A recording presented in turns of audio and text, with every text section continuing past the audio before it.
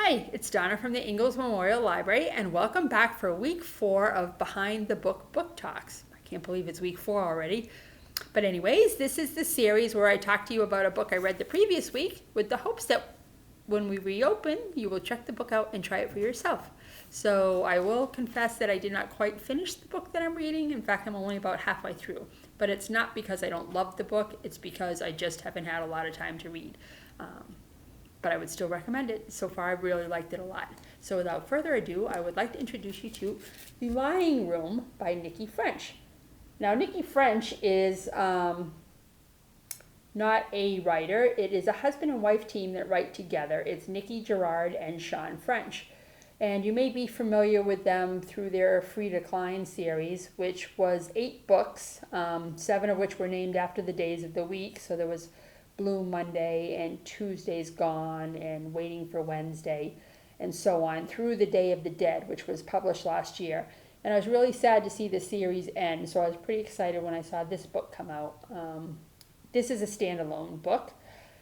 The Lying Room tells the story of Neve, who is a late 40-ish woman who is married to Fletcher, and they have 2 sons and a daughter, Mabel. Mabel's had some issues. She's off to college soon, but she's had a very angst-filled year, and her whole personality has kind of put a damper on the family, I guess. But anyways, Neve is having an affair with Saul, who was one of the men who was responsible for the buyout of a small company that Neve and 3 of her friends have had for years. And Neve ends up having an affair with Saul, and she gets a text from him one morning saying that he has a bit of time before he gets on a plane for a business trip. He's at his flat, which he keeps separate from his house that he shares with his wife, and maybe she could meet him there. And she goes over there and finds him dead on the floor in a pool of blood. And she panics, as I guess we probably all would, and cleans up the apartment, removing any trace of her ever being there because she doesn't want her marriage to implode. And she knows that she shouldn't probably do that, but she did it. And then she gets caught in a web of lies, hence the title, The Lying Room. And I know it sounds a little bit trite. There's been many books written on the same theme.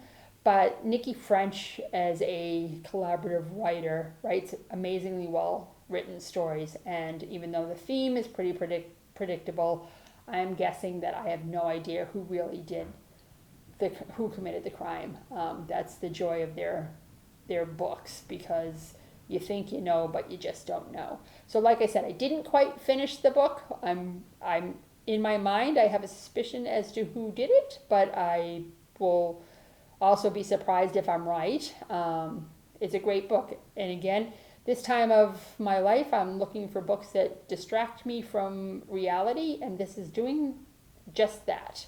So again, I hope when we reopen, you will check this book out for yourself and see what you think.